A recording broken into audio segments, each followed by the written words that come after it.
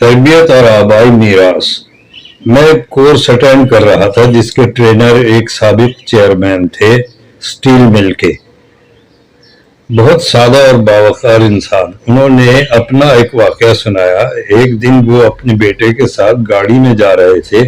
بیٹا گاڑی چلا رہا تھا۔ کچھ دیر بعد اس نے گاڑی ایک طرف روک دی اور ذرا برہمی سے بولا، ابا جانا آپ نے ہمارے لیے کیا کیا؟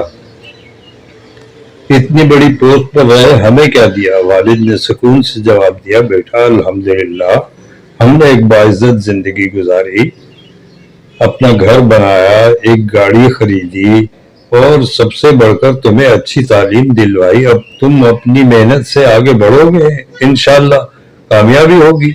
بات ختم ہو گئی، مگر سوال دل میں رہ گیا۔ کچھ عرصے بعد بیٹا امریکہ چلا گیا، اعلیٰ تعلیم حاصل کی اور واپس آ کر اچھی نوکری بھی مل گئی۔ والد بہت خوش تھے، انہوں نے بیٹے کی شادی بھی کر دی، لیکن چند دن بعد انہوں نے دیکھا بیٹا دفتر نہیں جا رہا۔ پوچھنے پر پتہ چلا اس نے نوکری چھوڑ دی ہے۔ رات کو والد نے بیٹے سے پوچھا، بیٹا اتنی اچھی نوکری کیوں چھوڑ دی؟ بیٹے نے غصے میں جواب دیا، ابا وہ مجھ سے ناجائز کام کروا رہے تھے، میں نے انکار کر دیا اور استعفیٰ دے دیا۔ یہ سن کر والد خاموش ہو گئے، پھر آہستہ سے سر ہلایا جیسے کہہ رہے ہوں تم نے صحیح فیصلہ کیا۔ اور جب وہ اکیلے ہوئے تو دل ہی دل میں مسکرائے۔